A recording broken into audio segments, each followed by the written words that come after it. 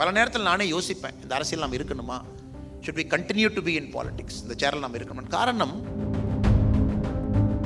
முதல் 37 வயசு நான் டெசிஷன் மேக்கிங் சிம்பிளாக இருந்த ஒரு எனக்கு கடந்த 3 ஆண்டுகளாக தான் நான் கஷ்டப்பட்டு ஒரு சேரில்.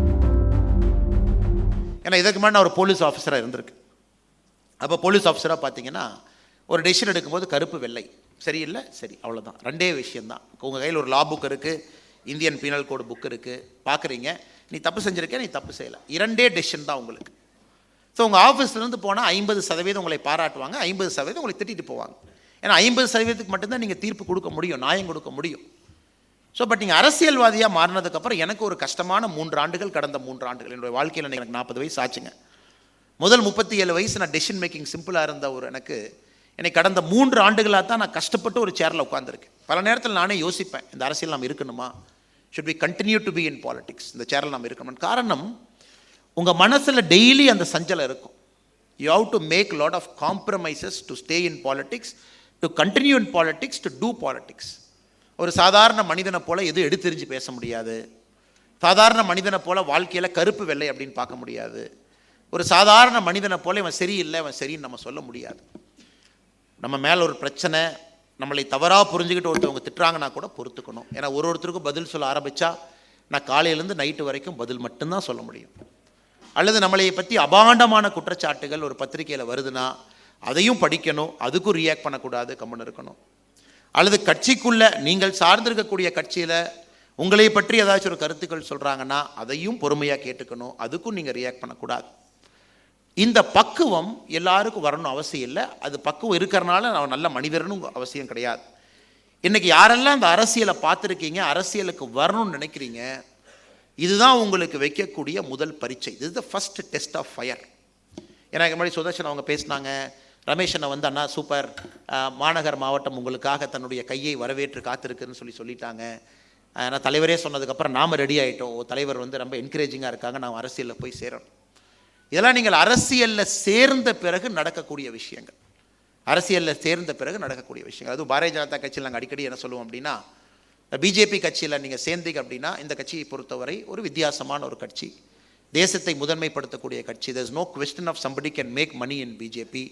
அதனால் இங்கே எல்லோரும் தன்னுடைய தனிப்பட்ட ஒரு இன்பமாக இருக்கட்டும், தனிப்பட்ட நிம்மதியாக இருக்கட்டும், தனிப்பட்ட சொத்தாக இருக்கட்டும், அது இழந்து தான் பாரதிய ஜனதா கட்சியில் எல்லாருமே பயணம் பண்ணியிருப்பாங்க. நீங்கள் பழைய தலைவர்லேருந்து எடுத்து பாருங்கள், கடந்த ஒரு 40 ஆண்டு கால வரலாற்று எடுத்து பார்த்தீங்கன்னா இந்த கட்சியில் சேர்ந்து ரியல் எஸ்டேட் பண்ணி அதன் மூலமாக சம்பாதிக்கலாம், இந்த கட்சியில் வேலை இல்லை, இந்த கட்சியில் சேர்ந்த நாள் நமக்கு யாராச்சும் வந்து கமிஷன் கொடுப்பாங்களா, இந்த கட்சியில் அந்த வேலை இல்லை. அதனால் இந்த கட்சியினுடைய தலைவர்கள் பார்த்தீங்கன்னா பெரும்பாலும் எதையாச்சும் இழந்திருப்பாங்க. they would have lost lot of things. ப்ராப்பர்ட்டியிலிருந்து, சொத்திலிருந்து நிறைய பேர் பார்த்தீங்கன்னா சொத்தை வித்தெல்லாம் அந்த கட்சிக்கு வந்து செலவு பண்ணியிருக்காங்க. அப்படிப்பட்ட ஒரு நோபுலான கட்சி. அதனால தான் அந்த கட்சி பார்த்தீங்கன்னா it has got a soul.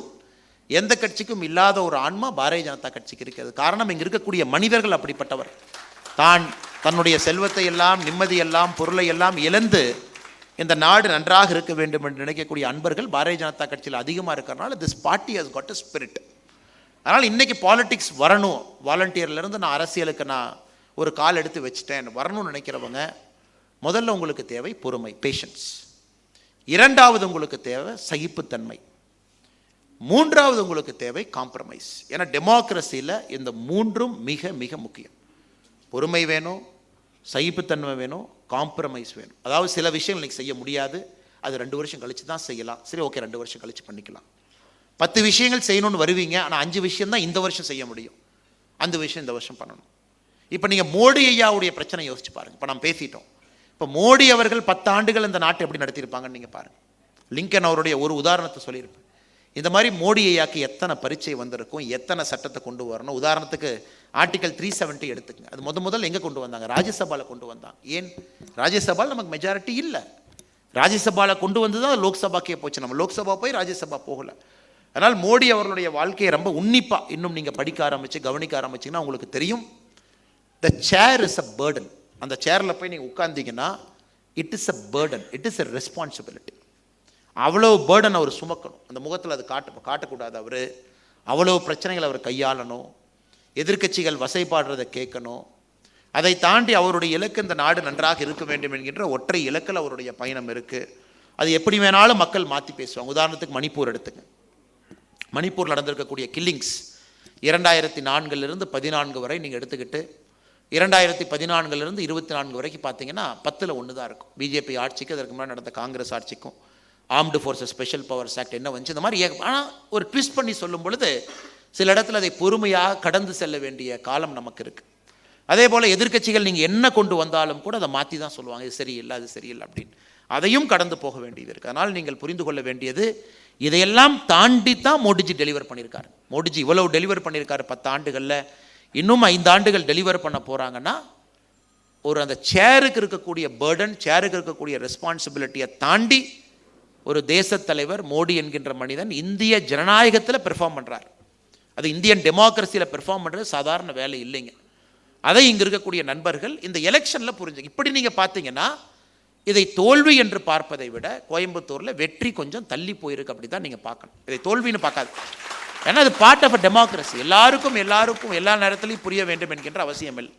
அதுவும் இன்னைக்கு பாரதிய ஜனதா கட்சி கோயம்புத்தூரை பொறுத்தவரை இங்கே இருக்கக்கூடிய தலைவர்கள் எல்லோருமே இதை நாம் ஒரு ஆன்மீக பயணமாக தான் எடுத்தோம். ஓட்டுக்கு பணம் கிடையாது, மக்களை நேரடியாக சந்திக்க போகிறோம், என்ன வந்தாலும் வரட்டு பார்த்துக்கலாம், தனியாக நிற்க போகிறோம், கூட்டணி கிடையாது, நேரடியாக மக்களை சந்திக்கிறோம், மக்களுடைய வாக்கை வாங்க போகிறோம், அதன் மூலமாக மாற்றத்தை கொடுக்கணும். இது பார்த்தீங்கன்னா ஒரே நேரத்தில் மல்டிபிள் சேலஞ்ச் எடுத்திருக்கோம். ஒரு அரசியல் கட்சி ஒரு நேரத்தில் ஒரு சேலஞ்ச் எடுக்கலாம். 2024 தமிழக பாராளுமன்ற தேர்தலில் பாரதிய ஜனதா கட்சி ஒரே நேரத்தில் மல்டிபிள் சேலஞ்ச் எடுத்திருக்கோம். அந்த அடிப்படையில் நீங்கள் பார்க்கும் பொழுது நமக்கு வந்திருக்கக்கூடிய கோயம்புத்தூரில் பாரதிய ஜனதா கட்சிக்கு வந்திருக்கக்கூடிய 4,50,000 வாக்குகளும் கூட மிக மிக முக்கியமான வாக்குகள். அந்த வாக்குகள் வந்து நமக்கு நம்பிக்கை கொடுக்குது. அது நமக்கு ஒரு நம்பிக்கை. செய்திகளை உடனுக்குடன் தெரிந்து கொள்ள உடனே சப்ஸ்கிரைப் பண்ணுங்க.